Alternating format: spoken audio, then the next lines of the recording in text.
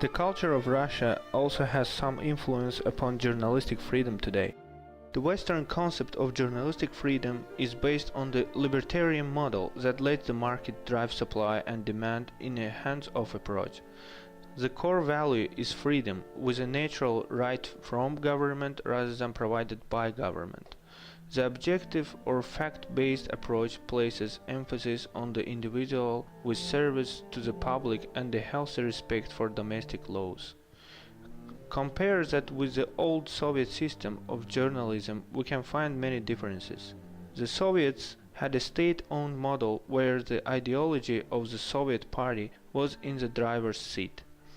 There was a direct hands-on approach, as the media was seen as a management instrument. The media's role was to be a propagandist, collective agitator, and organizer with collectiveness as the goal. Partisanship and objectivity were not mutually exclusive and were looked down upon as individual entities. The respect for authority was held trump to the rule of law at this time. Now Russia today does not have the same system in place as the Soviets concerning the structure and platform for journalistic press freedom. On the other hand, we can observe that certain tendencies between the Soviet model and the modern Russian model do exist. While as the media's role has moved from being ideologically driven towards a more practical and market-driven model, the changeover is not complete. Social management still occurs through political initiatives from the national government as well as regional authorities. The collective is still the key in the current Russian media structure, and respect for authority is held over the rule of law in many cases. The focus on objectivity is not mutually exclusive as in the West today, which has tended to breed some Western contempt for Russian journalism.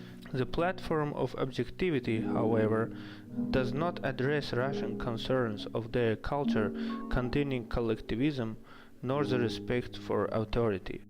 So how are we to gauge how free this nation really is? The questions that need to get asked then are these. Why is it that so many journalists fear for their lives in Russia? Why is it that censorship and self-censorship have taken on a whole new meaning for media personnel? With so many questions to answer, it is hard to decide where to begin.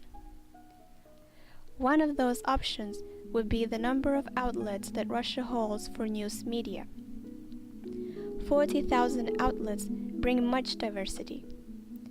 But that same knowledge diversity brings confusion and bias in the same breath as truth, if not thought about critically.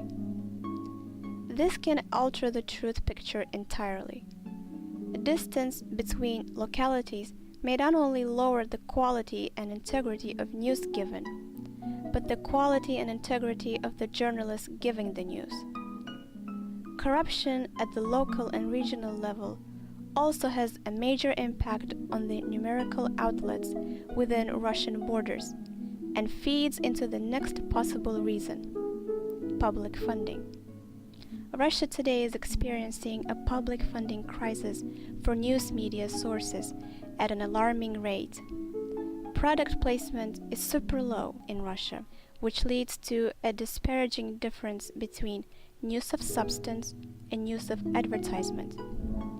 Substance newspapers are almost entirely content-based, featuring articles from sports, health, and economics to politics. Advertising newspapers have local or regional stores' latest discounts and special sales for consumers to be aware of and purchase. Another public funding issue has been the dire economic crisis that has hit Russia hard this past year. With 70% of crude oil prices dropping from July 2008's record peak of $147 a barrel to February 2009's low of $32 a barrel, funds have been scarce pertaining to business advertising and marketing. When compared to the Russian government's estimate of a minimum of $70 a barrel to strike even in their budget, not only is the Russian government running budget deficits, but the workers employed in this endeavor surely are as well.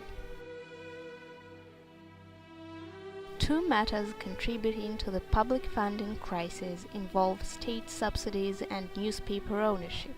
The fact that state subsidies are necessary for newspaper survival reveals a critical aspect of the problematic nature of journalism in Russia. Since newspapers have an extremely difficult time finding outside funding, government subsidies become the focus of survival. This breeds a highly selective process to achieving funds with the need for personal connection as an underlying must. Coupled with this process would be that if critical remarks towards the government or key government officials are made, these subsidies would be significantly and immediately reduced if a threat of criticism were too great.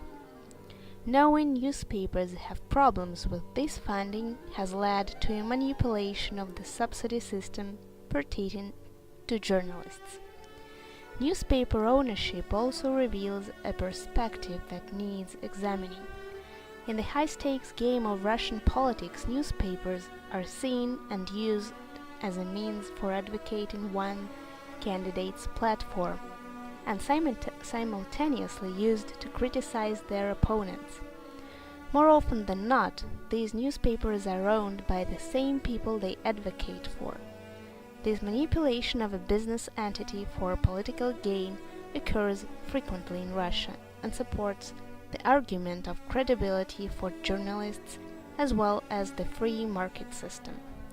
The ability of politicians to use a public forum for personal gain not only affects the employees at the company they work for, but the profession as a whole when it comes to credibility and impartiality.